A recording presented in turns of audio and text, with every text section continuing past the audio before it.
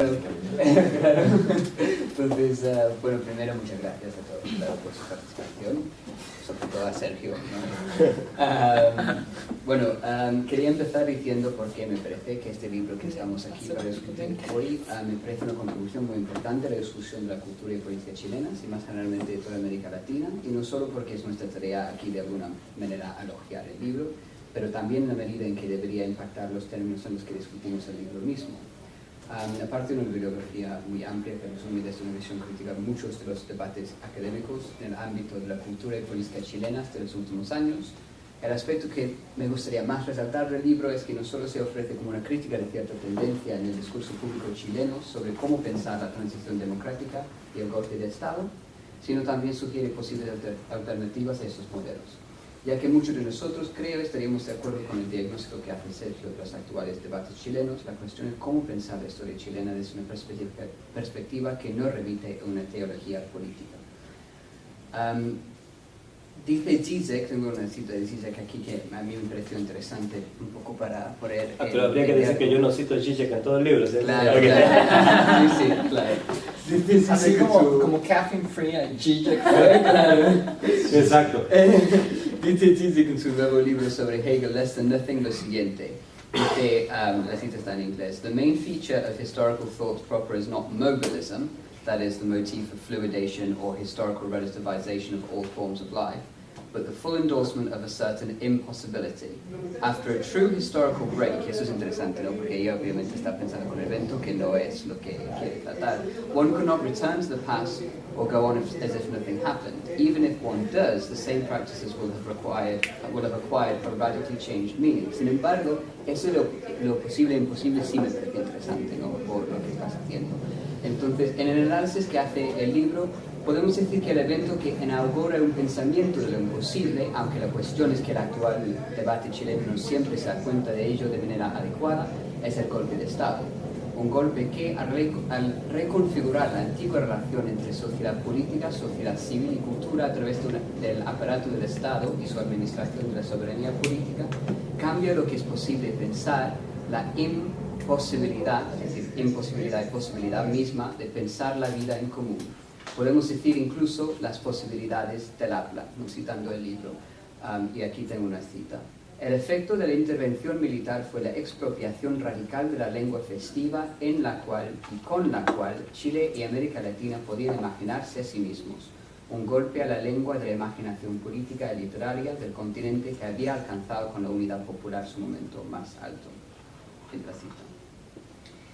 El libro nos presenta entonces con dos modelos de soberanía, aunque esto también es complicado, pero uno que es propio del Estado Nacional Popular, desde el Estado, donde el Estado es capaz de tener decisión soberana sobre el territorio nacional y decide en última instancia sobre la distinción amigo-enemigo, siguiendo pues el concepto político de Schmitt, y uno que es propio de la dictadura de transición a la democracia, que le sigue a esta, una soberanía que pertenece a la hegemonía del capital global, una que disuelve la utilidad de las viejas categorías políticas de la modernidad, las hace precisamente imposibles, produciendo la necesidad de nuevas formas de intelectualidad y estética. Lo que separa estos dos momentos es el golpe mismo, pero no debemos subrayar, y volveremos a esto, como un momento de excepción, sino un momento de catástrofe y de restricción.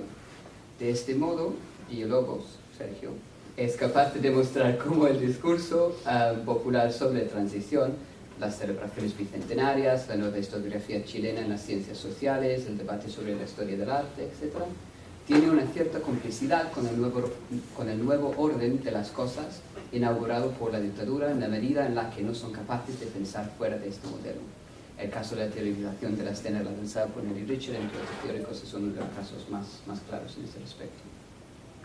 Lo que Sergio Villalobos nos ofrece, pues, es una fuerte crítica de la lógica cultural política de la izquierda actual, una izquierda que aún no se ve capaz de pensar en un momento actual a partir de su carácter de crisis nómico, por un lado, y fuera de la tradición de la política teológica, por otro.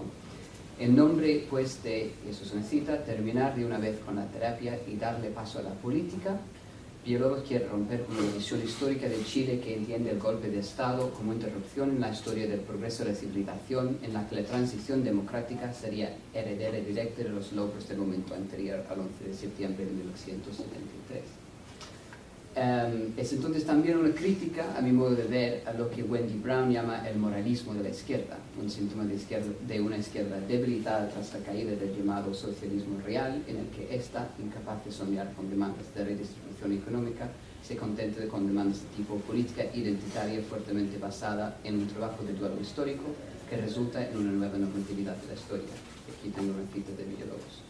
De tal modo, una crítica actual de la globalización financiera y militar no puede reducirse a una reivindicación ingenua del pasado nacional o comunitario, menos a la supuesta recuperación de una tradición excepcionalmente democrática, sino que debe orientarse hacia la caracterización del patrón de acumulación flexible del capitalismo contemporáneo y hacia la consiguiente transformación histórica de la soberanía. Para pensar una política alternativa en este contexto se requiere entonces poner la soberanía en suspenso. Poner la soberanía en suspenso se presenta en el libro como la instancia del interregno, que no es sobre todo la excepción jurídica del pensamiento de Schmitt, que aún privilegia el orden como instancia trascendental en vez de enfatizar las formas de imaginación que operan fuera de la esfera política del reconocimiento. Es una forma de pensar la filosofía de la historia de Chile y la transición que busca las instancias de sus incongruencias internas. Y como desocultamiento, es una cita, desocultamiento de las incongruencias que interrumpen a la filosofía de la historia del capital, ¿no? Y aquí está la clave, yo creo, para entender lo que propone el autor, Sergio, como modelo alternativo a la forma vulgar de entender la historia chilena, que forma la base de una continuación de la teología política moderna.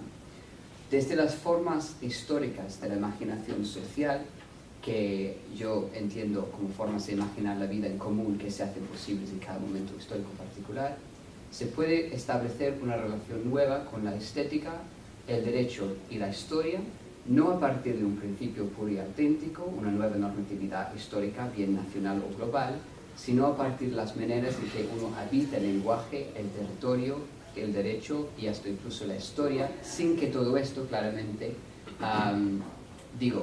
sin todo esto sería aún así en cierto modo impropio a los que habitan ese territorio, ¿no? Entonces, voy a acabar ahí, pero hay dos preguntas que surgen a partir de esas reflexiones para mí que me parecen interesantes pensar, ¿no? Y yo estaba pensando en eso cuando estaba leyendo. La primera es si las artes tendrían, o sea, literatura, poesía, también arte, ¿no? Todo lo que hemos visto en este libro, tendrían como prácticas que pueden preguntarse más fácilmente, quizás por las imaginaciones sociales históricamente constituidas, un lugar más o menos privilegiado en este esquema, ¿no? Privilegiado también quizás no es la palabra correcta, pero... Y segundo, es el lugar quizás del hispanismo específicamente dentro de esta forma de pensar la historia, ¿no? Que es una cuestión quizás incluso más compleja, pensando esta como tradición de modernidad marginal, pero también como tradición de pensamiento estética que vive en los márgenes de cosas como una industrialización tecnocientífica, por ejemplo, o la ilustración, cosas que, por ejemplo, en otros campos están celebrados, ¿no? Como una cierta idea de celebrar el progreso, etc. Y eso es todo.